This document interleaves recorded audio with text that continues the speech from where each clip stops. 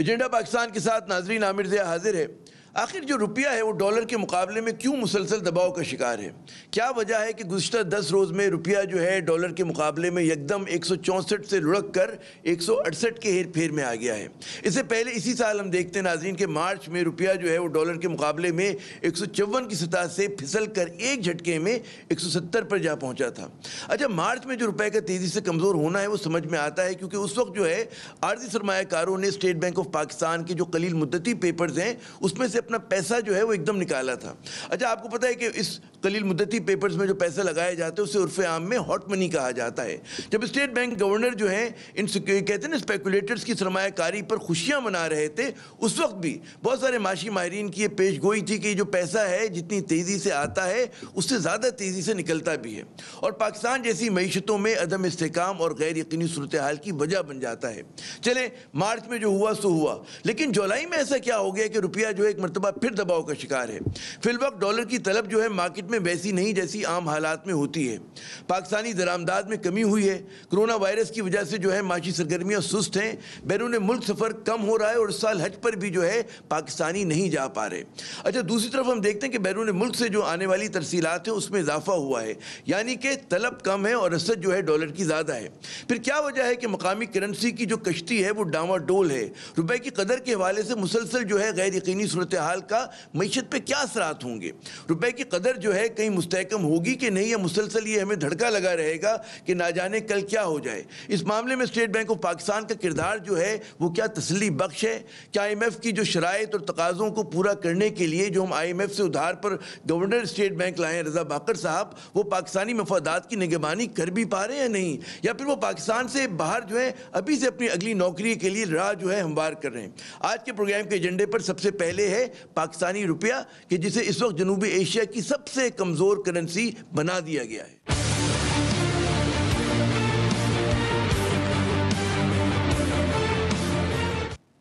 تو جناب، اس اہم ترین موضوع پہ بات کرنے کے لیے ہمارے ساتھ بہت ہی دو معتبر، دو بڑے نام ہیں ہماری معاشی دنیا کے۔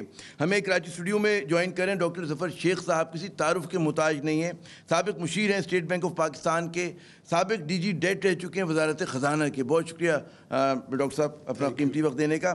ہمارے دوسرے مہمان ڈاکٹر اشفاق حسن خان صاحب ہیں، سابق مشیر وزارت خزانہ، یہ بھی ڈی جی ڈیٹ رہ چکے۔ تو میرے خیال میں ایک ان دونوں حضرات کے ساتھ میں الگ پروگرام کروں گا جو ڈیٹ پر ہوگا، کیونکہ دو ڈی جی ڈیٹ ہونا اکٹھے ہے نا، وہ بڑا میرے خیال میں تاریخی دن ہے آج ہمارے لیے۔ ہمیں تھوڑی دیر کے لیے بوستان صاحب بھی جو ہیں، ملک بوستان صاحب جو کرنسی ڈیلرز ایسوسیشن کے صدر ہیں، سربراہ ہیں، وہ بھی جوائن کریں گے۔ ظفر شیخ صاحب اگر آپ کی اجازت دیں، ڈاکٹر صاحب سے شروع کریں ہم، اشفاق صاحب سے نا۔ اشفاق صاحب، وہ کہتے ہیں نا کہ کسی ملک کی کرنسی میں اگر کہتے ہیں نا کہ مسلسل عدم استحکام ہو، اتار چڑھاؤ ہو، تو کیا یہ معیشت کے لیے نیک شگون ہے؟ کس طرح سے دیکھتے ہیں آپ؟ دیکھیں، جب ہم کہتے ہیں کہ ملک میں اکنامک ایکٹیویٹی کو پروموٹ کرنے کے لیے ملک میں ایک اسٹیبل میکرو اکنامک انوائرمنٹ ہونی چاہیے، تو جب ہم ڈیفائن کرتے ہیں اسٹیبل اکنامک انوائرمنٹ کو، تو اس میں stability in exchange rate is one of the کی ایلیمنٹ، جس کو ہم کہتے ہیں کہ اسٹیبل میکرو اکنامک انوائرمنٹ ہے۔ کیونکہ کرنسی میں اگر اتار چڑھاؤ ہوتا رہے تو یہ بزنسز کے لیے زہر قاتل ہے، درست، کیونکہ اس کو تو سمجھ میں نہیں آئے گا کہ وہ کس ایکسچینج ریٹ پہ چیزیں منگوا رہا ہے اور وہ کس طریقے سے آگے اس کو بیچے گا، کیونکہ وہ اتنی اسٹیٹ آف انسرٹنٹی میں ہوتا ہے کہ آج میں نے ایل سی کھولا ہے تو یہ ریٹ ہے، جب میرا کرنسی، جب میرا مال پہنچے گا اور جب میں اس کو ریلیز کراؤں گا تو پھر کون سا ایکسچینج ریٹ ہوگا۔ تو یہ انسرٹن سچویشن بزنسز کے لیے، انڈسٹریز کے لیے بہت نقصان دہ ہے۔ مجھے آپ نے اپنے انٹروڈکشن میں کہا تھا کہ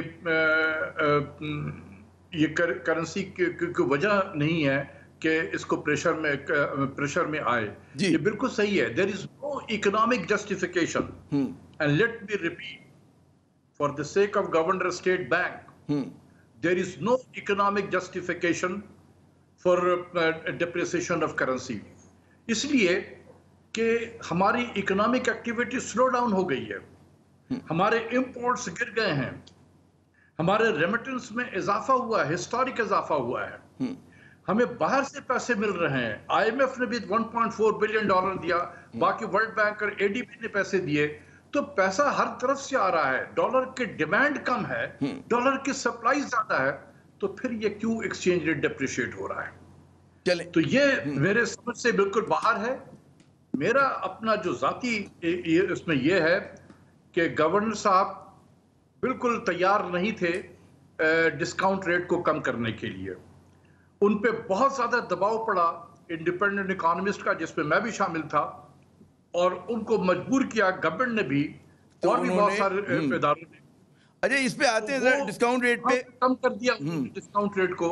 میں کہوں یہ تو اس پہ میں الگ سے سوال کرتا ہوں آپ سے کہ ڈسکاؤنٹ ریٹ کی جو سیاست ہے، ذرا سے ہم آگے ذرا کرنسی کو نمٹا لیں، اس کے بعد اس چیز پہ بھی آتے ہیں ظفر شیخ صاحب کہ کرنسی مارکیٹ والیٹائل ہو، ٹھیک ہے، اس میں اسٹیٹ بینک کا کیا کردار بنتا ہے جو آپ کا تجربہ ہے، اور کیا وہ کردار جو ہے ہمارا آج کے اسٹیٹ بینک ادا کر پا رہے ہیں نہیں کر پا رہے؟ دیکھیے پہلی بات میں آپ سے کہوں کہ یہ اس پہ کافی ڈیبیٹ ہو چکی ہے اسٹیٹ بینک، میں چند آپ کو ایک فیکٹ بتانا چاہ رہا ہوں جناب، تاکہ یہ معلوم ہو کہ کیا ہوتا رہا اور کیا ہو رہا ہے۔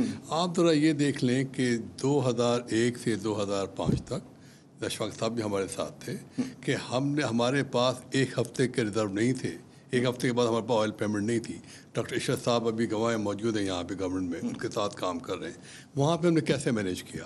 اور جب آئل پرائسز تھی $150 پر بیرل، اب تو آئل پرائس بھی کچھ نہیں ہے، 40-50 کے رینج میں گھوم رہی ہے، تو جس انداز سے وہ مینیج کیا گیا وہ تھا out of box solution. Out of box کا سلوشن کو آپ کو امپلیمنٹ کرنا پڑے گا۔ اور دوسری بات یہ کہ جب ہم بات کرتے ہیں تو ہم کو ہمارا بیس کیا ہے؟ ہمارا بیس ہے ریئل افیکٹو ایکسچینج ریٹ۔ وہ کیا ہے اس وقت ریئل ایکسچینج ریٹ آپ کا ہونا چاہیے 97-98۔ تو 90 یس ایگزیکٹلی، یہ میں پروف کے ساتھ کہہ رہا ہوں، تمام فنڈامنٹل کو آپ شامل کر لیں تو آپ کا ریئر کہتے ہیں ہم اس کو، ریئل افیکٹو ایکسچینج ریٹ وہ 100 سے کم آپ کہہ رہے ہیں، چلیں 97 بھی نہیں، چلے 2 بھی کم کہہ لیں آپ، 97 اس وقت آپ کا ایکسچینج ریٹ۔ اب 97 کے اگینسٹ میں 168 ٹریڈ کرانا، میں کہتا ہوں آئی ایم سوری ٹو سے ایک بدترین ظلم ہے اس قوم پر، اس ملک پر، ٹھیک ہے۔ اب آپ دوسری طرف آپ آ جائیے، آپ بات کرتے ہیں ہاٹ منی۔ کیا ہے ہاٹ منی؟ ہاٹ منی کو ڈفرینٹ کنٹریز نے بین لگا دیا کہ یہ ہاکس ہیں جو آپ کی اکنامی کو ڈسٹرب کرنے آتے ہیں۔ ملیشیا کی مثال آپ کے سامنے، مہاتیر محمد صاحب نے کیا کیا کہ جب اس پہ اٹیک ہوا تھرو ہاٹ منی تو انہوں نے ایکسچینج ریٹ کو بلاک کر دیا، وہ اس پہ کیپ لگا دیا۔ ہم کسی قابل ہی نہیں ہیں، آخر کوئی کہاں جا کے بات ہوگی۔ دوسری بات ابھی جو آپ لوگوں نے کہی، تمام فنڈامنٹلس ہمارے فیور میں ہے۔ آپ کی امپورٹ بھی کم ہو گئی ہے، ایکسپورٹ تھوڑی سی کم ہوئی ہے، لیکن آپ دیکھیں کہ اس کے مقابلے $10 بلین سے زیادہ ایگزیکٹلی، اور ہر سیزن کے عمرہ سیزن بھی آپ کا آف ہو گیا، ٹریولنگ بھی لوگ کم کر رہے ہیں۔ تو یہ اتنی پازیٹیو فگر کے باوجود 168 پلس میں لے کے جانا ایک زیادتی ہے۔ میں آپ وہی بتا رہا ہوں۔ ابھی جو زیادتی والا معاملہ، اگر آپ مجھے اجازت دیں، ملک بوستان صاحب ہمارے ساتھ لائن پر ہے، میں ان سے ایک سوال کر لوں، 2 سوال، اس کے بعد ہم تفصیل میں جاتے ہیں۔ ذرا مارکیٹ سینٹیمنٹ تو لیں، آپ لوگوں کو تو بڑا میکرو ویو آ رہا ہے۔ ملک بوستان صاحب ہمارے ساتھ ناظرین موجود ہیں اس وقت فون لائن پہ، ذرا کچھ بتائیے بوستان صاحب، یہ جو کرنسی مارکیٹ اتنی والیٹائل ہے، روپیہ دباؤ کا شکار ہے، کیوں؟ جبکہ ہم بات کریں کہ جی درآمدات بھی کم ہو گئی، سفر لوگ کم کر رہے ہیں، حج اس مرتبہ پاکستانی نہیں جا سکے، تو کہاں کون یہ ڈالر خرید رہے ہیں اتنے زیادہ؟ خرید کوئی نہیں رہا، یہ بینک خرید رہے ہیں۔ پہلے تو یہ میں کلیئر کر دوں، عوام تو بلکہ بیچ رہی ہے، اور میں بڑی خوشی کی بات ہوں، ہم نے پچھلے مئی میں وزیر اعظم صاحب سے ملاقات کی تھی اور انہوں نے ہمیں کہا کہ آپ فارن ایکسچینج کا بزنس کرتے ہیں اور فارن ایکسچینج کی کمی کے سامنے آپ فارن ایکسچینج ہیں، تو ہم نے عوام سے اپیل کی کہ آپ ڈالر کے بجائے روپے میں انویسٹمنٹ کریں، اور میں آپ کو یقین کریں ہم نے پچھلے مئی سے لے کے آج تک $1300 ملین حکومت پاکستان کو عوام سے لے کے دیے، یہ بہت بڑی اماؤنٹ ہے۔ اور ڈیلی 10 یا کرونا وائرس سے پہلے ڈیلی 10 سے 12 ملین ڈالر ہمارے کاؤنٹروں پہ آ رہے تھے، اور ہم پورے کا پورا انٹربینک سے لوگ خریدنے کو تیار نہیں تھے۔ تو یہ کرونا وائرس کے بعد جو ہارڈ منی کی بات ہو رہی تھی، بیڈ لک، ہم نے $3.5 ارب حکومت نے اکٹھے کیے تھے 13% کے اوپر، اور اس کے بعد وہی ہوا، کرونا کے بعد لوگوں کو خوف پیدا ہو گیا کہ پاکستان یا ڈیفالٹ کر دے گا یا اس کی اکانومی برسٹ کر دے گی، تو انہوں نے وہ پیسہ جو کہ 20 مارچ کو $3.5 ارب تھا، وہ پورے ایک مہینے میں سارے کا سارا نکل گیا، بالکل 154 سے بڑھ کے 170 تک گیا تھا مارچ۔ اچھا اس میں اب میں ایک مجھے پتہ ہے آپ مصروف ہے آج، اس لیے مطلب ہے صرف میں ایک اور سوال آپ سے کروں گا کہ آؤٹ لک کیا دیکھ رہے ہیں آپ روپی کا؟ ابھی یہاں پہ جو ہمارے ماہرین ہیں ڈاکٹر اشفاق حسن خان صاحب اور ڈاکٹر ظفر شیخ صاحب، ان کا کہنا ہے کہ جی بڑا ریئل ایکسچینج ریٹ تو بہت کم ہونا چاہیے، میں تو مطلب 100 سے کم ہونا چاہیے جی. تو آپ کیا آؤٹ لک دیکھ رہے ہیں آنے والے دنوں میں؟ یہ جو اندیشے لوگوں کے ذہنوں میں خدشہ ہے کہ روپیہ کہاں جا کے تھمے گا. جی بستان صاحب. میں سر ہمارا تو بابا آدم نرالا ہے، پوری دنیا میں ڈالر کا ریٹ گر رہا ہے اور ہمارے ہم بڑھ رہا ہے. اور اگر آؤٹ لک آپ دیکھیں تو ہمارا انورٹ ریکارڈ اضافہ ہوا ہے، ہمارا ٹریڈ گیپ کم ہوا ہے، ہماری ریزرو بڑھے ہیں، تو ہماری اکانومی بھی اب بہتر ہو رہی ہے. تو یہ ساری چیزیں تو ہماری یہ بتاتی اسٹاک ہمارا بڑھ رہا ہے کہ ہمارے روپے کو اب بڑھنا چاہیے، لیکن ہم الٹے چل رہے ہیں ہمیشہ، تو ہر چیز میں الٹے چلتے ہیں. تو ہماری بیسیکلی ابھی میں سمجھتا ہوں وقتی طور پہ ہے، آپ دیکھیں گے آنے والے دنوں میں روپے گرے گا اور ڈالر گرے گا، روپیہ بڑھے گا. چلیں یہ آپ کی پیش گوئی ہے، لیکن بہت شکریہ بستان صاحب، آپ نے اپنا قیمتی وقت دیا. ڈاکٹر اشفاق صاحب 2 باتیں کی انہوں نے، ایک تو کہ ہمارا جو ہے دنیا سے سول نرالا بالکل الٹے جا رہے ہیں، دنیا میں ڈالر جو ہے بقول ان کے کمزور ہو رہا ہے، ہمارے یہاں مضبوط ہو رہا ہے. دوسرا انہوں نے کہا کوئی اور جو خریدار نہیں ہے، بینکس خرید رہے ہیں. بینکس کیوں خرید رہے ہیں؟ کیا مطلب یہ جو ہولڈنگ ہو رہی ہے کس لیے ہو رہی ہے اور اس کا کیا امپیکٹ آئے گا؟ جی ڈاکٹر صاحب. دیکھیں اگر بینک خرید رہی تو اسٹیٹ بینک کیا کر رہا ہے؟ اسٹیٹ بینک کی بھی کوئی رسپانسبلٹی ہے، وہ بھی تو سوال کر سکتا ہے کہ بھئی آپ کیوں خرید رہے ہیں؟ آپ کیا ہولڈ کرنے کے لیے خرید رہے ہیں؟ دیکھیں ایک چیز میں آپ کو بتا دوں، میں نے آئی ایم ایف کے ساتھ بہت ڈیل کیا ہے 11 سال، اور ان کے یہاں ایکسچینج ریٹ اور انٹرسٹ ریٹ کا کوئی حساب کتاب نہیں ہے، اس کے پیچھے کوئی اکنامکس نہیں ہوتی ہے. یہ صرف بارگین ہوتا ہے کہ جی آپ ایکسچینج ریٹ کو یہاں لے کے جائیں. اچھا بھئی کیوں لے کے جائیں وہاں پر؟ بس لے کے جائیں، ورنہ ٹیک اٹ اور لیو اٹ، اس طرح کے. تو یہ بالکل ایک بچکانہ قسم کی باتیں ہوتی ہیں وہاں پر. میں خود اس کا حصہ رہا ہوں، مجھ سے بھی کہتے رہے 2008 میں جو اس وقت کی ٹیم تھی آئی ایم ایف کی، کہ اس وقت ہمارا 62 روپے تھا $1 ایکسچینج ریٹ کا. تو جب پروگرام کے لیے بات چیت شروع ہوئی تو انہوں نے کہا جی اس کو 85 لے جائیں. میں نے کہا جی 85 کیوں لے کر جائیں 85؟ نہیں تو پھر یہ پروگرام نہیں ہو. بھئی کہاں سے 85 آپ نے کیلکولیٹ کیا ہے آپ نے کہ جی بس ٹھیک ہے آپ نے نہیں کرنا ہے. اب ہم بارگین کر رہے ہیں اس سے کہ نہیں 66 ہو جائے گا، 67 ہوگا، نہیں آپ 80 پہ آ جائیں. اس قسم کی چیزیں. اسی طریقے سے انٹرسٹ ریٹ کے حوالے سے کہ جی آپ 14% پہ لے جائیں. بھئی 14% پہ کیوں لے کے جائیں؟ اس سے کیا ہو جائے گا؟ نہیں ہم کہہ رہے ہیں آپ کو یہ پروگرام کی شرط ہے. تو اب اس قسم کی چیزیں وہاں پر پھر یہ ہوتا ہے کہ آپ کی ٹیم کتنی مضبوط ہے جو نیگوشیٹ کر رہی ہے آئی ایم ایف سے، وہ پھر کہیں پر دوبارہ جا کے نوکری نہ کرنی ان میں سے کسی کو، یہ بڑا ضروری ہے. اس کے پیچھے کوئی اکنامک فاؤنڈیشن نہیں ہے، کوئی اکنامک فاؤنڈیشن نہیں ہے، نہ انٹرسٹ ریٹ پہ ہے اور نہ یہ ایکسچینج ریٹ پہ ہے. یہ میں نے خود ڈیل کیا ہے، 1 سال نہیں ہے 11 سال. درست میں آپ کو اندر سے بتا رہا ہوں کہ یہ سب فضول باتیں ہوتی ہیں. اصل میں ٹیم مضبوط ہونی چاہیے، ٹیم میں حب الوطنی ہونی چاہیے، کمٹمنٹ ہونا چاہیے، تب وہ نیگوشیٹ کر سکیں گے. ڈاکٹر ظفر شیخ صاحب سوچ میں بڑا فرق آیا. اب جو آئی ایم ایف کا منترا ہے وہ یہ کہتا ہے جی آپ ایکسچینج ریٹ مارکیٹ فورسز کو دے دیں اور وہ ڈٹرمن کریں گی. تو آپ سمجھتے ہیں یہ درست اپروچ ہے، یہی ہونا چاہیے؟ دیکھیں یہ جو ہمارے زمانے میں سب کچھ ہوا تھا، جب ہم P R G F negotiate کرنے گئے تھے تو وہ سے کہہ رہے 85 کی بات ہو رہی تھی. تو ہم نے بھی کہا کہ بھائی وجہ 85 کیا 55 کی بات کریں آپ لوگ بار کیپ. میں ایک بات کہیں آپ پہ کہنا چاہتا ہوں، ایک prudent exchange rate management, I am sorry وہ نہیں ہو پا رہی. اگر وہ نہیں ہوگی تو روپیہ کین گو ٹو 180 190. اور یہ بینک سے دے آر دا پلیئر. تو بینک کیوں خرید رہے ہیں؟ بینک کا کیا وہ ہے؟ سر دیکھیں بات یہ بینک اس لیے خریدتا ہے بیکاز ان کے اپنے ٹارگیٹس ہوتے ہیں کہ they want to make money, کہ بھائی اپنا ٹارگیٹ دکھائیں گے، پھر اس ٹارگیٹ پر ان کو بونس مل جائیں گے. ان کو یہ چیزیں ختم ہونی چاہیے کہ جیسے ہم نے کہا کہ بھائی آپ یہ بتائیں اگر آپ کو شوق ہے تو آپ یورو کے ساتھ پلے کریں، پاؤنڈ کے ساتھ پلے کریں.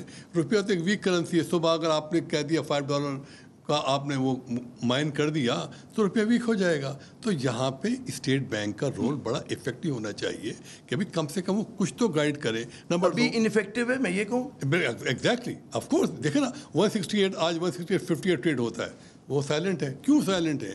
بھائی کم از کم آپ فون ہی کر کے کہیں کہ بھائی یہ کیا ہو رہا ہے. بھی میں پھر ایک بار ریپیٹ کرتا ہوں, ہوتا ہے بعض لوگ میری بات سے ایگری نہ کریں, لیکن میں ابھی اس بات پہ قائم ہوں کہ یار جب مہاتیر محمد صاحب نے پلے کیا تھا کہ جی ایکسچینج کو فکس کیا گیا تھا, ہم کیوں نہیں فکس کر دیتے؟ ہم ڈرتے آئی ایم ایف سے نیگوشیٹ کرنے کا ایک طریقہ ہے جو ہم نے اپنایا کہ ان کو پراپر بٹھا کے سے بات کی جائے کہ بھائی آپ کیا چاہتے ہیں, آپ چاہتے ہیں کہ ہمارے کیش فلوز انٹیکٹ ہو جائیں. انٹیکٹ کے لیے آپ کو ایکسچینج ریٹ آپ کو مینیج کرنا پڑے گا up and down like you تاکہ دونوں بینیفیشری ایکسپورٹر امپورٹر سے فائدہ اٹھائیں. اگر آپ ون وے جا رہے ہیں تو بھائی آپ کا پورا سسٹم آپ کا بیٹھ چکا ہے اور فردر بیٹھ جائے گا. وجہ کیا ہے کہ ویکننگ اور روپی مین جو میں نے سلوگن دیا تھا 2001 میں کہ it mean sleeping pills for the exporter pick up call for the importer, تو سسٹم آپ کو ڈسٹارٹ ہو گیا آپ کا. اور یہی وجہ ہے کہ جو ایشوز آ رہے ہیں بینکس والوں کے وہ اس لیے ایشو آ رہے ہیں کہ exporter got the sleeping pills کہ یار ٹھیک ہے بیٹھ جاؤ, روپیہ ویک ہوگا, ٹھیک ہے 170 بھی ہو جائے گا. ہاں بالکل, اگر یہ آپ ویو دیکھ رہے ہیں پھر تو رکے گا ہی نہیں. ایگزیکٹلی. اور امپورٹر کا یار ہولڈ آن, وہ 180 کی بات ہو رہی ہے, میرے فورڈ میں مجھے آپ بائی کرنے دیں, اسپاٹ میں جا کے بائی کر لیں. ریگولیٹر بالکل ریگولیٹر خاموش بیٹھا ہوا ہے. کیوں خاموش بیٹھا ہے بھائی؟ کم از کم کچھ آپ ایکشن لیں, آپ انٹروین تو کر سکتے ہیں نا. آپ کس نے منع کیا ہے آپ کو؟ ہمارے زمانے میں یہ تھا, ہم نے کہا بھائی 50 پیسہ اگر اپ اینڈ ڈاؤن ہوا تو definitely state will come in. We are the land of the last resort. ہم ریگولیٹر ہیں, ہمارے پاس یہ ریٹ موجود ہے جو امپلیمنٹ ہونی چاہیے. اگر اسٹیٹ بینک آواز لگائے کہ آج روپیہ 165 سے اوپر نہیں جائے گا, اس کو نہیں جانا چاہیے, یہ نہیں جانا چاہیے, تو میں یہ کہتا ہوں کہ نہیں جانا چاہیے. بلکہ آپ تو 100 روپے والے ہیں, تو میں دوبارہ اس پر آؤں گا کہ جی میں اس پہ قائم ہوں. میں نے جو کہا میں بھی دوبارہ آتا ہوں. مجھے اپنا ڈاکٹر اشفاق صاحب, یہ جو بات ہو رہی ہے نا کہ جو ہم سنتے ہیں, پڑھا ہے ہم نے رضا باقر صاحب کے متعلق, کہ بڑا کہتے ہیں بیرون ملک سے ٹاپ یونیورسٹی سے انہوں نے پڑھا ہے, 18-20 برس جو ہے آئی ایم ایف کی خدمت کی ہے انہوں نے. پھر ہم دیکھتے ہیں کہ جی ان کا جو پورا زور رہا ہے کہ انٹرسٹ ریٹ ہائی ہوں, اور اس کے ساتھ ساتھ جو ہے آپ کی جو کرنسی جو ہے وولٹائل, مطلب اس کے اندر انڈر پریشر رہی ہے نا. ساؤتھ ایشیا کی کمزور ترین کرنسی بن گئی ہے پاکستان کی. تو کیا اس کا, جس طرح بھی ڈاکٹر صاحب کا انالیسس تھا, ظفر شیخ صاحب کا, آپ کس طرح سے دیکھ رہے ہیں اس چیز کو؟ دیکھیں, بات یہ ہے کہ جہاں تک گورنر کا تعلق ہے, اچھی یونیورسٹی سے بالکل پڑھا انہوں نے, لیکن کوئی نئی چیز نہیں. ہم نے بھی ان سے زیادہ بہتر اچھی یونیورسٹی سے پڑھا ہوا ہے, لیکن ہم شو باز نہیں کرتے. دوسری چیز یہ ہے کہ وہ بچے تھے آئی ایم ایف میں, he was only a division chief. اگر میں پاکستان کے زبان میں سمجھاؤں تو he was a deputy secretary in the ministry of finance rank کے تھے. ٹھیک ہے, اس کو ہم نے لا کے گورنر بنا دیا سینٹرل بینک کا. ٹھیک ہے نا, تو وہ امیچور بھی ہے میرے نزدیک. اور وہ جب آئی ایم ایف کا جو ریپرزینٹیٹیو ہوتا ہے نا, وہ پوسٹ آفس ہوتا ہے. تو اس سے پہلے بھی جہاں سے آئے تھے ایجپٹ سے, وہاں بھی پوسٹ آفس والی نوکری کر رہے تھے, اور یہاں لا کے یہاں پر ہم نے گورنر بنا دیا ان کو. پوسٹ آفس کی نوکری سے گورنر بن گئے. تو جب وقت سے پہلے کسی کو جب اتنے اختیارات مل جاتے ہیں تو وہ دیوانہ ہو جاتا ہے. اور دیوانگی میں اسی قسم کے حرکت ہوتے ہیں جو گورنر صاحب اس وقت کر رہے ہیں. دیکھیں, یہ ہم جو بات کر رہے تھے کہ یہ کمرشل بینک کیوں بائی کر رہے ہیں, کمرشل بینک کو کہیں سے یہ سنگن مل چکا ہے کہ یہ ایکسچینج ریٹ 172-73 پہ پہنچے گا.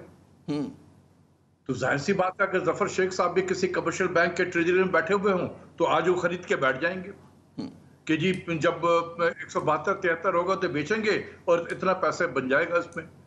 ہمارے زمانے میں بھی یہ کام ہوتا تھا. پوچھ لیں ظفر شیخ صاحب سے, میں نے تین ٹریجرار کو اس ملک سے نکلوایا, اس بینک سے, پاکستانی بینکوں سے نکلوایا, کیونکہ وہ یہی کام کرتے تھے, اسی قسم کے اسپیکولیشن کرتے تھے اور ایکسچینج ریٹ پہ پریشر ڈال رہے تھے. تو اس وقت ہم نے اپنی آنکھ کا کان کو کھول کے رکھا ہوا تھا. آج ریگولیٹر جو ہے وہ آنکھ بند کر کے بیٹھا ہوا ہے, بلکہ ریگولیٹر میں کہوں گا پارٹی بن چکا ہے اس میں.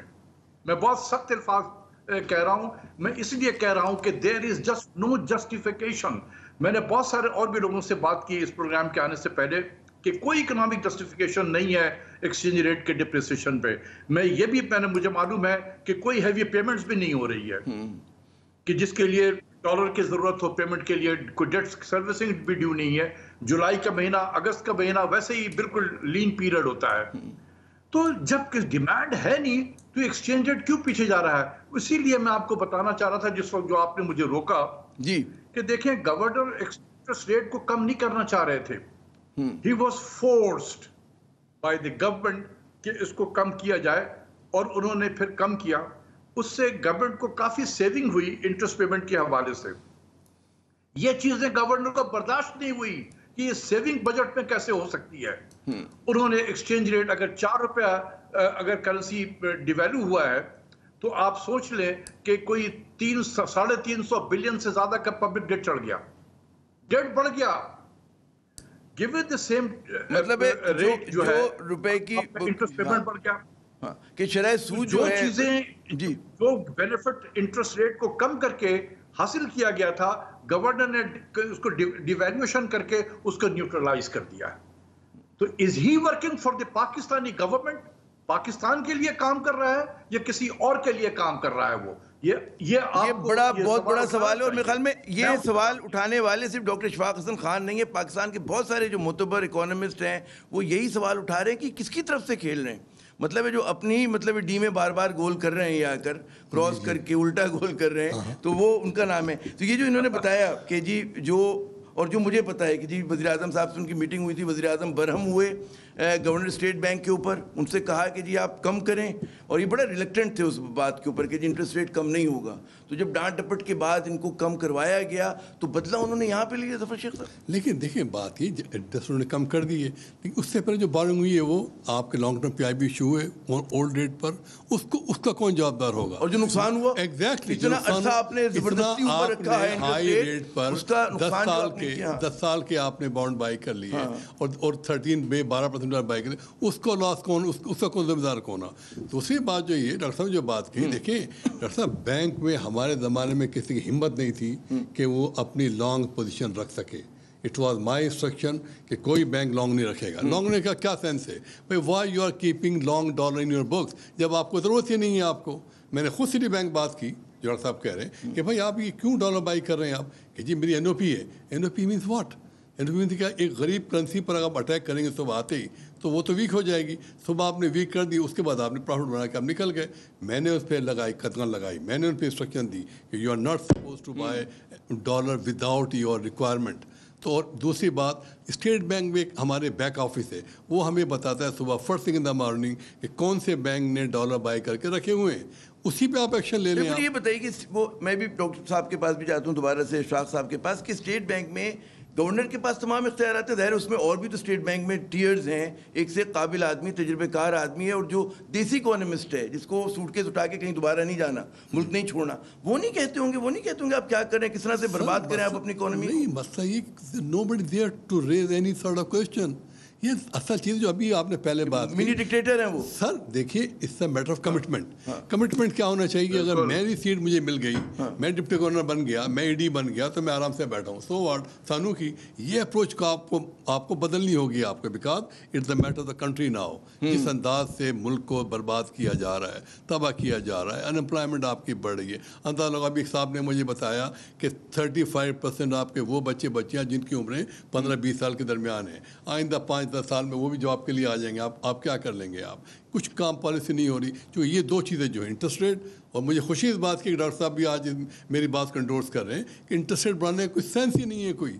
No point. ना डिवेल्यूएशन का सेंस है, ना इंटरेस्ट रेट का सेंस है. अच्छा, अगर मुझे इजाज़त दें नाज़रीन कि यहाँ पे मुझे कहा जा रहा है एक वक्फा ले लें मुख्तसर सा. जब आएंगे वक्फे के बाद तो एक तो ये बात करेंगे कि जो गवर्नर स्टेट बैंक है वो कहते हैं ना कि this always some method to madness. तो क्या इस मैडनेस में कोई मेथड है या नहीं है?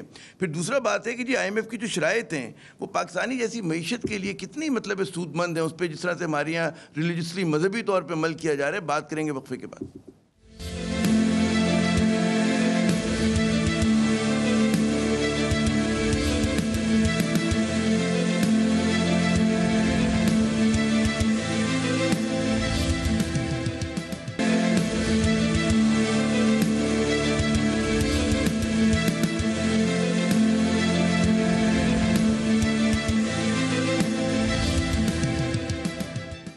پروگرام میں ناظرین ایک مرتبہ پھر خوش آمدید. ہمارے جو محترم رضا باقر صاحب ہیں یہ اسٹیٹ بینک کے پہلے گورنر نہیں ہیں کہ جنہیں I M F, World Bank یا ایشین ڈیولپمنٹ بینک جیسے کسی ادارے سے درآمد کیا گیا ہو.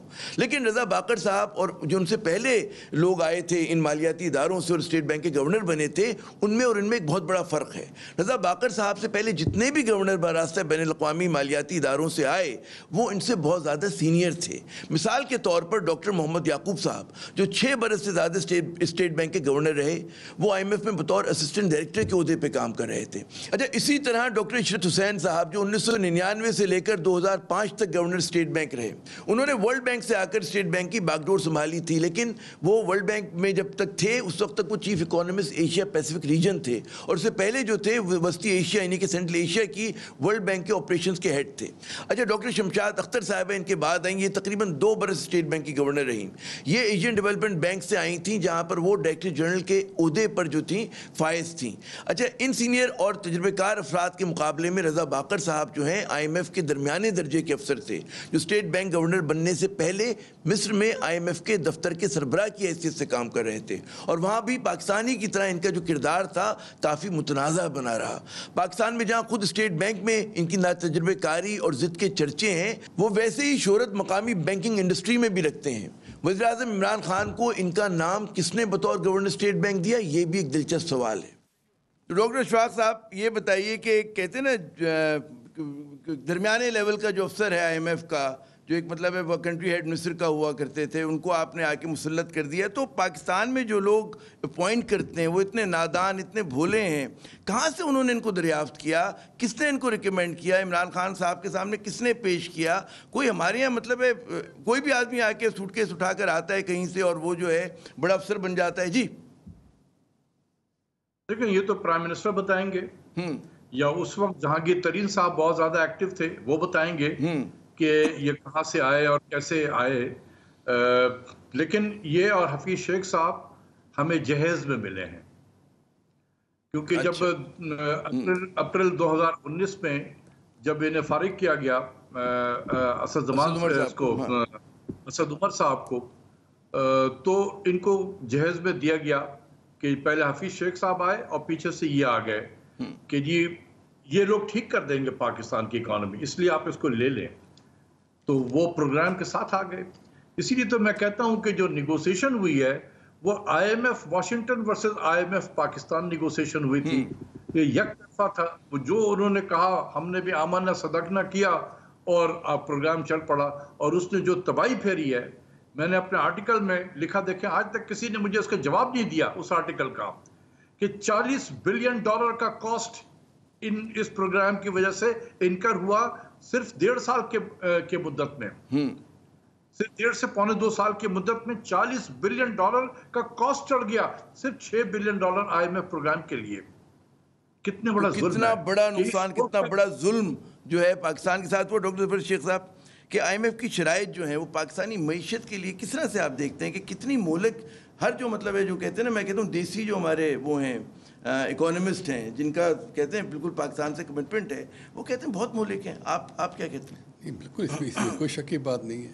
لیکن میرا ایک سوال ہے، اس میں میرا ایک آبزیشن یہ ہے، اگر مولک ہے بھی تو کم سے کم ہماری ٹیم کو، اکنامک ٹیم کو، اسٹیٹ بینک آف پاکستان کو، منسٹری آف فائنانس کو، ان سے پراپر نیگوشیٹ کیا جائے، ان کو قائل کیا جائے.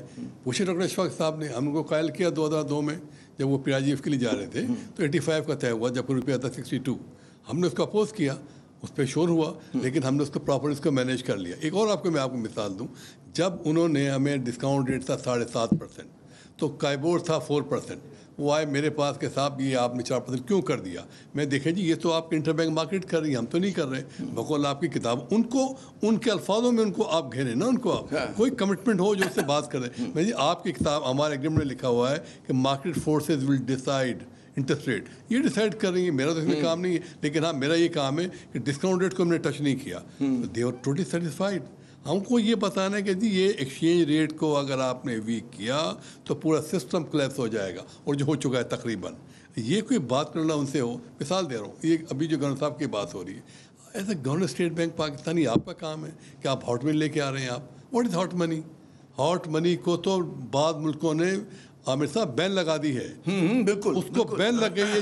جس چیز کو دنیا میں بین کیا جا رہا ہے وہ ہمارے یہاں پہ امپلیمنٹ کیا جا رہا ہے. تو یہ پالیسی اور پرائم منسٹر کو غلط رپورٹ کریں کہ سرمایہ کاری ہو رہی ہے. اتنا بڑا دھوکہ آپ اتنا دھوکہ دیا جا رہا ہے. اب وہاں بجائے ہاٹ منی کے اب کانسیپٹ ایف ڈی آئی کا. ایف ڈی آئی پہ کوئی نہیں کام کر رہا. ایک اور بات جو ہم غلط کام کر رہے ہیں, کس لیے کر رہے ہیں مجھے نہیں معلوم, کہ ہر مسئلے کا ہم نے حل سوچا ہوا ہے, بورو لے لو, قرضہ لے لو.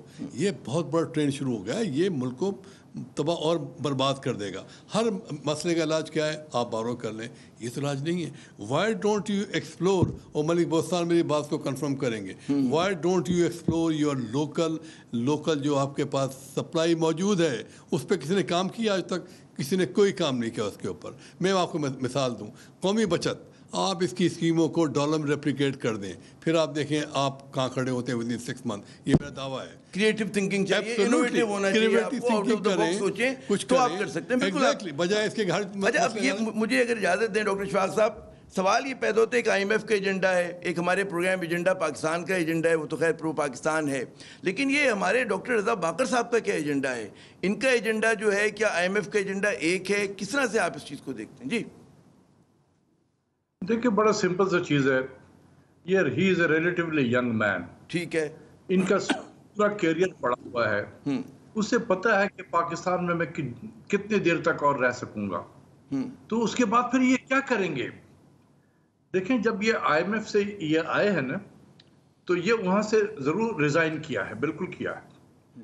لیکن یہ میں آپ کو پھر اندر کی بات بتا رہا ہوں تاکہ پاکستانی عوام کو بھی پتہ چل سکے کہ وہاں پر جو ہے ان کی جو مینجمنٹ ہے وہ ایچ آر کو ایک لیٹر دیتی ہے, لیٹر آف کمفرٹ, کہ یہ ہمارا آدمی ہے, جا رہا ہے, ہمارے انٹرسٹ کو پروٹیکٹ کرے گا. اب وہاں پر ہوتا ہے کہ ان کے جو دوست احباب ہوں گے نا وہاں, وہ بھی نظر رکھتے ہیں کہ یہ رضا باقر گیا ہے تو یہ لوکلائزڈ ہو گیا ہے یا ہمارے لیے کام کر رہا ہے. تو وہ بھی نظر رکھتے ہیں, ان کے ایچ آر والے بھی رکھتے ہیں نظر کہ یہ لوکلائزڈ ہو گیا ہے, ڈومیسائلڈ ہو گیا ہے, یا یہ ہمارے لیے کام کر رہا ہے. تو اگر وہ ہمارے لیے کام کر رہے ہیں تو بڑا پازیٹیو ہوتا ہے کہ whenever he wants to go back he will be taken back. یا اپنی نوکری پکے کر رہے ہیں وہاں پر. وہ لوکلائزڈ کبھی بھی نہیں ہو سکیں گے. ایک تیر میں 3 شکار, میں کہہ رہا ہوں ایک تیر میں 3 شکار ہو رہے ہیں. سوچیں گے وہ مطلب ہے پاکستان کی معیشت خراب ہو رہی ہے, گورنر اسٹیٹ بینک بنے ہوئے, اگلی نوکری بھی پکی ہو رہی ہے, اور کیا چاہیے آپ کو ڈاکٹر کہتے ہیں نا ظفر صاحب. مجھے یہ بتائیے, اسٹیٹ بینک کا جو سٹانس ہوتا تھا ہمیشہ, جو ہم نے کور 90 سے, میں کہہ رہا ہوں محمد یعقوب صاحب گورنر وہ ہوا کرتے تھے, تو غیر متنازع ہوتا تھا, کنٹروورسی سے اسٹیٹ بینک باہر رہتا تھا, اور بڑا پروڈنٹ, جو آپ کہتے ہیں نا دیکھ بھال کے, لوگ سوچ کے لکھتے تھے, سوچ کے بولتے تھے اسٹیٹ بینک کے والے سے. ان صاحب کے آنے سے جو جس طرح کا اسٹیٹ بینک اس وقت کہتے ہیں متنازع بن گیا ہے, کہتے ہیں گلی گلی میں شور ہے اس پورے معاملے کے اوپر, تو یہ کس طرح سے مطلب انسٹیٹیوشن کے لیے کیسا دیکھ رہے ہیں؟ You are part of that institution, that great institution. میں ڈاکٹر صاحب کی بات کو سپلیمنٹ کر رہا ہوں. یہ ڈاکٹر صاحب تو بتا رہے ہیں فیوچر کی, جی ان کو یہ چانس دے دیں گے دوبارہ واپس چلے جائیں گے. میں ایک آپ کو ایگزامپل کوٹ کرتا ہوں کہ ڈاکٹر شمشاد اختر کو لایا گیا, کیسے لایا گیا وہ بھی ایک لمبی چوڑی داستان ہے, سب کو پتہ ہے کہ کون کیسے لایا اس نے کیا کیا پاکستان کے لیے. پاکستان کے اس نے لٹرلی جو ہمارے فنڈامنٹل, جو ہم نے ایک دیوار بنائی تھی 14 اسٹوری منزل, اس کو صاحب کے زمانے میں وہ انہوں نے ایبسولوٹلی منظم کر دیا. تو اس کو کیا کیا پھر کہ اس کو ایشین بینک کے بعد اس کو کہاں بھیج دیا گیا, UNO as a assistant secretary general. تو یہ ان کو انعام دیا گیا, ویلڈن میم آپ نے پاکستان اکنامی کو سبوٹیج کیا, یہ رہا آپ کا انعام. تو یہ انعام کے پیچھے گھومتے ہیں. رضا باقر صاحب کو کوئی فکر نہیں ہوگی, میں ایم شیور اباؤٹ اٹ, ہی ڈیم کیئر کہ میرا کیا ہوگا. اسے پتا ہے کہ میری ایک اور پوزیشن, پاسپورٹ بھی کوئی الگ سے ہوتا ہے ان کے پاس, پاسپورٹ ان کے پاس سیپریٹ ہوتا ہے, یہ آئی ایم ایف دیتی ہے. ایبسولوٹلی ان کے پاس یہ سب, یہ بھائی ایک میں کیا کہوں اس کو لیسے پاسے کہتے ہیں. جی کیا کہتے ہیں ڈاکٹر صاحب, اشفاق صاحب؟ اس کو کہتے ہیں لیسے پاسے. لیسے پاسے, لیسے پاسے وہ کیا ہوتا ہے؟ یہ یون کا پاسپورٹ ہوتا ہے. اچھا, ہو جائے ورلڈ, یہ لائٹ بلو کلر کا ہوتا ہے, لائٹ بلو کلر کا. ہاں بالکل بالکل. تو اس میں ویزے کی ضرورت نہیں پڑتی, آپ جب چاہیں بھاگ جائیں, ملک چھوڑ کر نکل جائیں. بالکل بالکل بالکل بالکل, یو آر رائٹ. بالکل یہی آپ سے کہہ رہا ہوں کہ یہ ان کے پاس وہ لازمات موجود ہیں. کمپیئر کریں میں ڈاکٹر شواز صاحب کے پاس جانے سے پہلے کہ اگر آپ شمشاد صاحبہ کا بھی آپ نے تنقید کی, بعض لوگ بڑا ان کے حوالے سے بڑا ہائیلی بھی بات کرتے ہیں کہ جی اگر تقابل کریں تو ان کے بارے میں تو بھائی شمشاد صاحبہ کے بارے میں پھر لوگ کچھ پازیٹیو بات کہہ دیتے ہیں, ان کے بارے میں تو کوئی نہیں کہہ رہا. یہ اگر ہم تقابل کریں ان دونوں کا, مطلب بقول آپ کے دونوں ویک تھے, تو اس میں ان کا درجہ کہاں جاتا ہے؟ رضا باقر صاحب. دیکھیے اس میں کوئی شک نہیں, جو ابھی آپ نے کہا یہ دونوں ویک تھے, ان دونوں نے آپریٹ کیا against the interest of Pakistan. I am very confident honestly speaking, ان دونوں نے کام کیا اگینسٹ انٹرسٹ آف پاکستان. انہوں نے بھی آ کے انٹرسٹ ریٹ کو ایک دم شوٹ اپ کر گئے, ہائی ریٹ پہ جا کے وہ بارو کر لیا, اس کے بعد ریٹ کم کر دیا. یہ تو زیادتی ہے, یہ تو بلفنگ ایک لحاظ سے ریاکاری ہے, مکاری ہے. اس کے بعد ان صاحب کو تو رضا باقر نے تو تمام ریکارڈ توڑ دیے, وہ سب ریکارڈ سب توڑ دیے. Because I am sorry to سے ہی ٹوٹلی, میں آنیسٹلی سے بات کر رہا ہوں, یہ امیچور ہیں یہ. لیکن سوال یہ اگر یہ امیچور ہیں جو ان کی پالیسی سے ملک کو اور ہم نے اپنے عام آدمی کو جو نقصان پہنچ رہا ہے اس کا جوابدار کون ہے؟ آج کل کے دور میں تو کہتے ہیں نا معیشت, ڈاکٹر شواق صاحب, وہ تو مطلب ہے سیکیورٹی کا معاملہ ہوتا ہے, نیشنل سیکیورٹی کا معاملہ ہے نا, تو اس کو آپ نظر انداز نہیں کر سکتے. اچھا اسی میں پھر ایک براڈر سوال آتا ہے کہ جو آئی ایم ایف کی شرائط میں, پھر اسی طرف آؤں گا, کہ پاکستان جیسے ممالک کے لیے وہ مطلب ہے باعث کہتے ہیں نا کہ نعمت ہیں یا ہمارے لیے مہلک ہیں, وہ کہتے ہیں اس کا جو نیٹ ریزلٹ ہے وہ کیا نکلتا ہے آئی ایم ایف پروگرامز کا ہماری معیشت کے اوپر؟ جی دیکھیں, میں I was the only one, سب کو پتا ہے کہ مخالفت کر رہے تھے آپ, آخر تک کر رہے تھے, اس لیے کہ ہسٹوریکلی دیکھیں, بات یہ کہ ہمارے یہاں لوگ نہ پڑھتے ہیں نہ لکھتے ہیں زیادہ ٹھیک سے. آئی ایم ایف کے پروگرام کا جو جس طریقے سے اسٹرکچر ہے اس کا, جو ان کی پالیسیز ہوتی ہیں, اس میں 3-4 چیزیں ان کا حاصل ہوتا ہے. ایک یہ ہوتا ہے کہ آپ کا گروتھ سلو ڈاؤن ہو جائے گا, اچھا, جس سے روزگار کے مواقع کم ہو جائیں گے, تو بے روزگاری بڑھے گی, بے روزگاری بڑھے گی تو غربت بڑھے گی, اور دوسرا یہ ہوگا کہ بجٹ کا خسارہ بڑھے گا اور آپ کے ملک قرضوں کے تلے ڈوب چکا ہوگا. تو گروتھ کا سلو ڈاؤن ہونا, بے روزگاری کا بڑھنا, غربت کا بڑھنا اور قرضوں کے بوجھ تلے ملک کو ڈبو دینا, this is the natural outcome of the I M F programme. اگر کوئی مجھ سے بحث کرنا چاہتا ہے, آئی ایم اویلیبل, آ جائے, گورنر اسٹیٹ بینک آ جائیں, حفیظ شیخ آ جائیں, وہ کہیں کہ جی یہ غلط ہے, یعنی ایسا نہیں ہوتا. ایسا ہی ہوگا اس کا, جو جس طریقے سے پالیسیز ہے اس کا آؤٹ کم یہی ہوتا ہے. آپ نے کہا کہ گورنر بہت زیادہ کنٹروورشل ہو گئے ہیں, اس کی وجہ یہ ہے کہ جیسے میں نے کہا کہ بڑے امیچور قسم کے تھے, اور انہیں چونکہ عہدہ اتنا بڑا مل گیا جس کی وجہ سے انہیں سمجھ میں نہیں آیا, اور وہ آپے سے باہر ہو گئے, اور انہوں نے بڑے بلیٹنٹ طریقے سے کام کرنا شروع کیا, جس سے وہ ایکسپوز ہو گئے. یہ اس کی وجہ سے یہ کرٹیسزم ان پہ بڑی ہے. جو بعد میں جو اس سے پہلے بھی لوگ تھے وہ ذرا میچور قسم کے ہوتے تھے, اگر انہوں نے کچھ کرنا بھی ہوتا تھا تو وہ اتنا سٹل طریقے سے کر رہے ہوتے تھے. اچھا ظفر صاحب, آپ کچھ اضافہ کرنا چاہ رہے ہیں؟ جی جی جی ڈاکٹر صاحب, یہ بات آپ اس کو انڈورس کریں گے کہ جو پروگرام آپ نے ایک کامیابی کے ساتھ چلایا, PRGF, جو 3.5 بلین کی ہم لوگ فنڈ لینے گئے تھے, آپ کو شاید یاد ہو کہ وہ پروگرام ہم نے اس طرح سے مینیج کیا کہ اس پروگرام کے تحت ریزرو 1 بلین سے 14 ارب ڈالر ہو گئے, ہنڈی ہالے کو ہم نے ختم کر دیا, ہوم ریمیٹنس 800 ملین سے بڑھ کے 6 بلین پلس ہو گئی. اس پروگرام کو لے کے آئی ایم ایف ڈرم پیٹتا تھا ورلڈ اوور کہ دیکھو ہمارے پروگرام سے پاکستانی نے کتنا فائدہ اٹھایا. میرا مطلب یہ ڈاکٹر صاحب, اگر ہم ان سے پراپر نیگوشیٹ کریں, ان کو قائل کریں, ان کو, چونکہ اینڈ آف دا ڈے وہ قائل ہو بھی سکتے ہیں اور ہو جاتے ہیں, اور ہم سے ہوتے رہے ہیں. وہ جو ہماری مثال کہ کوئی قائل کرنے کو ہو کہ بھائی یہ چیزیں جو آپ کر رہے ہو یہ تو ہمیں تباہ برباد کر دیں گے, یہ ایکسچینج ریٹ, انٹرسٹ ریٹ, اس سے کوئی تعلق ہی نہیں ہے. کیا وجہ تھی کہ ہمارے زمانے میں 10 سال کا ریٹ 4% پر ٹریڈ ہو رہا تھا.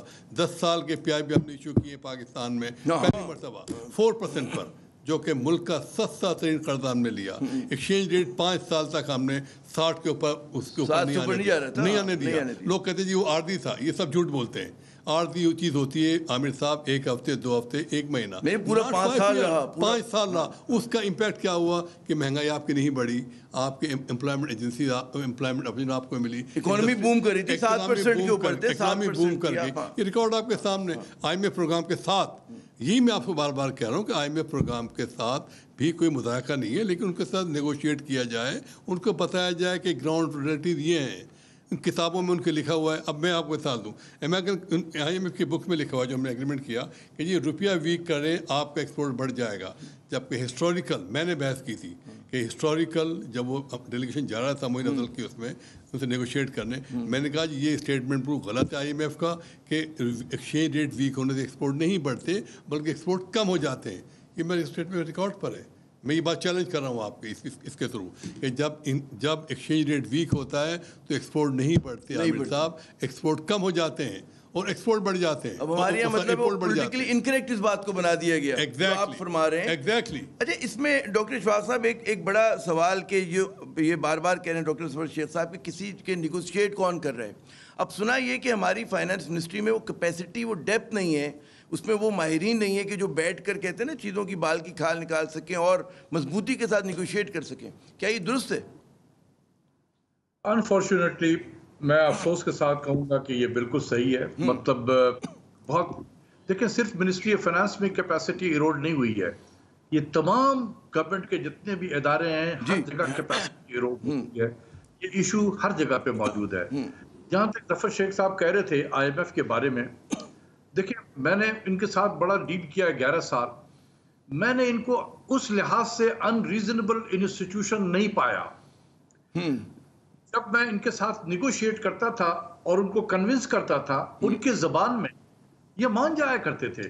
مثال کے طور پہ آپ دے دوں, یہ جتنے بھی ریونیو کے نمبر ہوتے تھے, میں اور میرے ساتھ میرے ایک FBR میں ایک کلیگ تھے ڈاکٹر اطہر مقصود صاحب, وہ ان کے ممبر ٹیکس پالیسی تھے. میں اور یہ مل کے وہ ایک ریونیو کے ٹارگٹ اپنے ڈفرینٹ طریقے سے سائنٹیفک طریقے سے کر کے وہ ان کے سامنے رکھ دیتے تھے. اور میں یہ کہتا تھا ان سے کہ کوئی اور طریقہ ہے تمہارا اس کے علاوہ تو اور میرے سامنے لے آؤ. تو وہ کہتے نہیں نہیں ٹھیک ہے, جو آپ نے دیا ٹھیک ہے. اور یقین کریں کہ 4-5 سال اسی طریقے سے ریونیو چلتا رہا, اور جو ٹارگٹ میں دیا کرتا تھا ہم نے اس سے 15 سے 20 بلین 25 بلین زیادہ اکٹھا کرتے تھے ریونیو. تو انہوں نے کبھی اس کو چیلنج نہیں کیا میرے نمبر کو. تو بات یہ ہے کہ جب آپ پروفیشنلی ان سے نیگوشیٹ کریں گے تو وہ پھر آپ کی عزت بھی کریں گے اور آپ کی بات بھی سنیں گے. لیکن جب آپ پہلوان بٹھا دیں گے ایک آرتھوپیڈک سرجن کے سامنے تو پھر کیا باتیں ہوں گی. لاسٹ, اچھا ہمارے پاس آخری 2 منٹ ہے, میں چاہوں گا کوئکلی میں ڈاکٹر صاحب خطا کلامی کروں گا کہ 2 منٹ رہ گئے پروگرام ختم ہونے میں. مجھے یہ بتائیے اپنا ظفر شیخ صاحب کہ اگر آپ کوئی مشورہ دیں گے رضا باقر صاحب کو کہ وہ مطلب ہے اپنی اننگز کو سنبھالنے کے لیے, کوئی کرکٹ کی ٹرمنالوجی میں بات کرنا ضروری ہے نا کہ یہاں سے اننگز کو اگر انہیں سنبھالنا ہو تو کیا کریں؟ دیکھیے, سب سے پہلے میں نے آپ سے عرض کیا 2 چیزیں, ایکسس آف ایول جسے میں کہتا ہوں. سب سے پہلے ایکسچینج ریٹ کو وہ سنبھالیں. ایکسچینج ریٹ کو جس انداز سے مس مینیج ہو رہا ہے, یہ ایبسولوٹ مس مینجمنٹ ہو رہا ہے ایکسچینج ریٹ, اور اس کے جو اثرات جو ہیں وہ نیگیٹو پڑے عوام پر. نمبر 2, انٹرسٹ ریٹ کی میں آپ سے بات کروں. دنیا میں آپ مجھے بتائیں, جاپان 0 ریٹ پہ چل رہا ہے پچھلے 25 سال سے. بالکل. امریکہ, یورپین بھی آ گئے 0 پہ آ گئے. ہم کہاں جا رہے ہیں؟ I think still we are second in the world, might be third in the world, جس کے انٹرسٹ ریٹ سب سے ہائی ہیں. انٹرسٹ ریٹ کا کوئی کانسیپٹ ہی نہیں ہے سر. مجرمانہ حرکت کی جو انہوں نے اتنا ایبسولوٹلی پلس رکھا ہوا تھا, ایبسولوٹلی. اس سے انڈسٹری والے تباہ ہو گئے. کوئی جب آپ معاشی گروتھ کر سکتے تھے آپ نے نہیں کرنے دی آپ نے حکومت کا آپ نے پٹرا بٹھا دیا, ملک کا بھی اور حکومت کا بھی اور عوام کا بھی. میں آپ سے انٹرسٹ ریٹ کی بات کر رہا ہوں. اور دوسرا بھائی, کم سے کم آپ بینکنگ سیکٹر کو ایک بار جا کے دیکھ لیں. آپ کہتے ہیں جی ٹی بل اور PI بھی ہم نے لیے ہیں عوام کے لیے. مجھے ایک بات بتا دیں, یہ عوام کے لیے بنے, کیا کسی بینک سے ٹی بل آپ بائی کر سکتے ہیں؟ نہیں بائی کر سکتے آپ. یہ چیزوں کو آپ کو ڈیٹ مارکیٹ کو آپ کو ایکسپینڈ کرنا پڑے گا. بیکوٹمی آپ کو ختم کرنی پڑے گی. ایگزیکٹلی, ڈیٹ مارکیٹ سے یہ فائدہ ہوگا, عوام کو ایک بہتر ریٹ مل جائیں گے, ایون 1 لاکھ والے کو بھی بیٹر ریٹ مل جائیں گے, اور گورنمنٹ کو چیپ سورس آف فنڈنگ مل جائے گی. قومی بچت کو آپ سوچنا چاہیے آپ کو پاکستان کے مفاد میں, عوام کے مفاد میں. بہت بہت شکریہ ڈاکٹر ظفر شیخ صاحب, آپ نے اپنا قیمتی وقت دیا.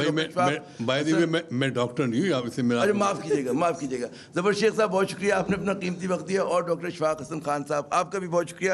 ناظرین, پہلی بات ہوئی کہ اسٹیٹ بینک آف پاکستان جیسے حساس اور اہم ادارے کو کبھی بھی متنازع نہیں بننا چاہیے, اور ماضی اس کا ایسے ہی تھا کہ یہ ادارہ غیر متنازع ہوتا تھا. اس میں جو لوگ اس کو لیڈ کرتے تھے بڑے قداور لوگ ہوا کرتے تھے, اور اس کے بارے میں اکثر کے بارے میں کوئی شک شبہ نہیں ہوتا تھا ان کے کمٹمنٹ کے بارے میں جو ملک کے ساتھ رہتا ہے. تو یہاں پر اس کی ابتدا جو ہوتی ہے درست کرنے کی معاملات کو, وہ ہوتی ہے میرٹ سے.